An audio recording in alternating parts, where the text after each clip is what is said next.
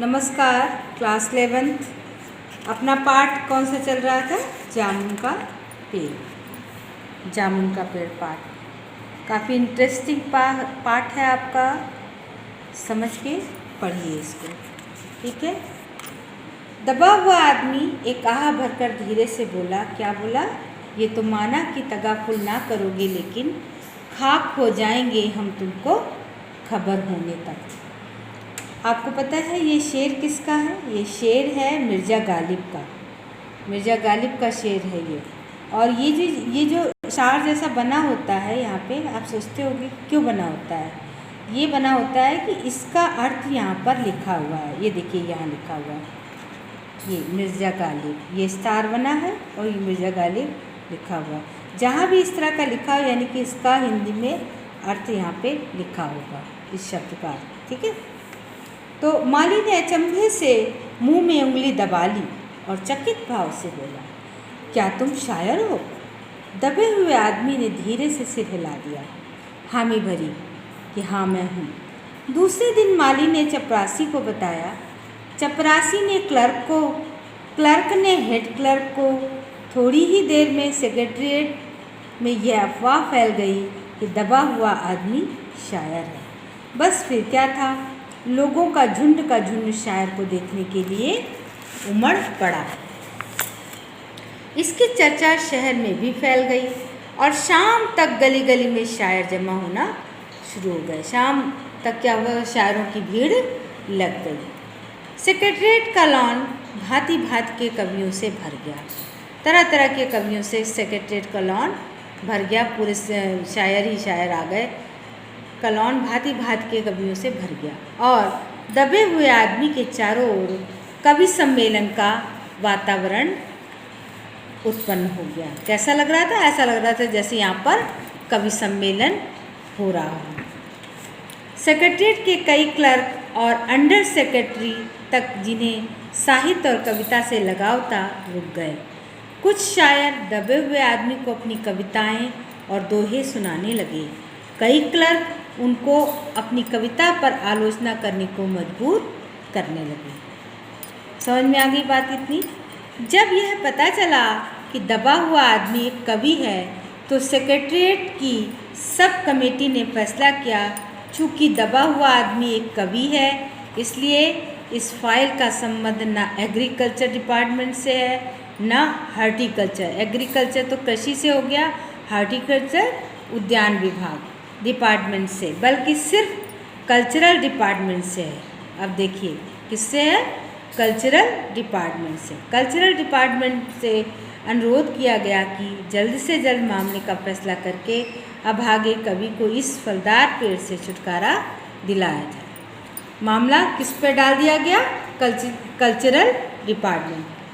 File cultural department के अनेक विभागों से गुजरती हुई साहित्य अकादमी के सेक्रेटरी के पास पहुंची।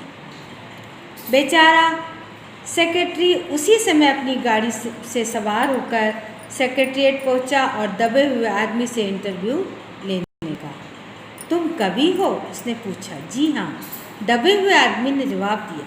किस उपमान से शोभित हो? ओस। ओस? सेक्रेटरी जोर से चीखा। क्या तुम वही ओस हो जिसका गद्य संग्रह ओस के फूल अभी हाल में ही प्रकाशित हुआ है? दबे हुए कवि ने हुंकार से सिर हिलाया। क्या तुम हमारी अकादमी के मेंबर हो? सेक्रेटरी ने पूछा। नहीं।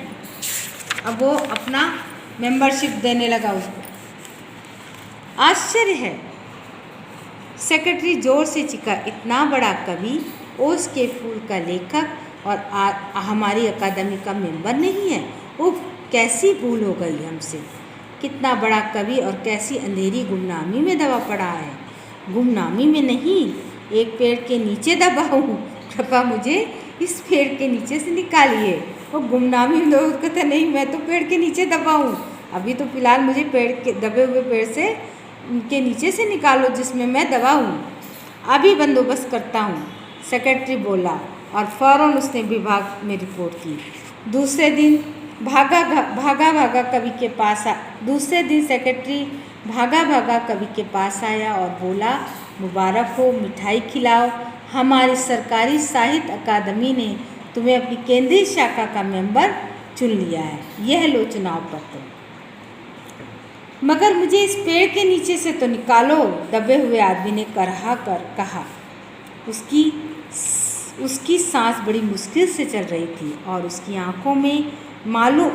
आंखों से मालूम होता था कि वह घोर पीड़ा और दुख में पड़ा है।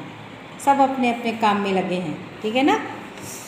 यह हम नहीं कर सकते, सेक्रेटरी ने कहा, और जो हम कर सकते थे वह हमने कर दिया। बल्कि हम तो यहाँ तक कर सकते हैं कि अगर तुम मर जाओ तो तुम्हारी बीवी को वजीफा दे सकते हैं। अगर तुम दरख्वास्त दो तो हम वह भी कर सकते हैं।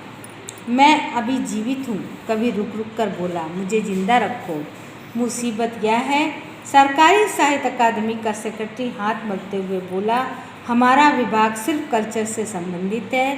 पेड़ काटने का मामला कलम दवात से नहीं आरी कुल्हाड़ी से संबंधित है। उसके लिए हमने फॉरेस्ट डिपार्टमेंट को लिख दिया और अर्जेंट लिखा है।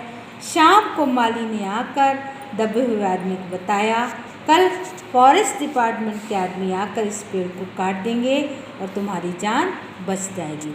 अब देखिए कि कितना दिन हो रहा है, पूरा दिन चला गया, दूसरा दिन शुरू हो गया और ये विभाग अपने अब आप सोच रहे होंगे कि ऐसा कैसे हो सकता है कि एक आदमी इतने दिन तक दबा रहे और ऐसा चलते रहे। तो ये इसके माध्यम से यही कहने का प्रयास किया गया है कि हमारी जो व्यवस्था है, हमारी जो कार्यप्रणाली है, उसमें कितना ठहराव है, कितनी असंवेदनशीलता है। संवेदना नाम की चीज़ नहीं है और लोग ऐसा करते हैं, ऐसा नहीं, इसको तो बहुत बढ़ा चढ़ा के बोला गया है। हास्य व्यंग्य कथा, थोड़ा हास्य भी है, थोड़ा व्यंग्य भी है कि ऐसे भी लोग करते हैं। तो कई बार आप देखते होंगे कि कई फिल्में तक बनी हैं इनमें कि लोगों ने जो है काम नहीं किया, इससे जो लोग बेचारे परेशान हो गए, किसी ने कुछ कर लिया, किसी का घर तबाह हो गया। तो ये व्यवस्था जो है वो इस तरह से चलती है लोगों की, और लोग कितने परेशान होते हैं ये हम आपको कल पूरा कर देंगे। उसके बाद प्रश्नोत्तर कराएंगे। नमस्कार।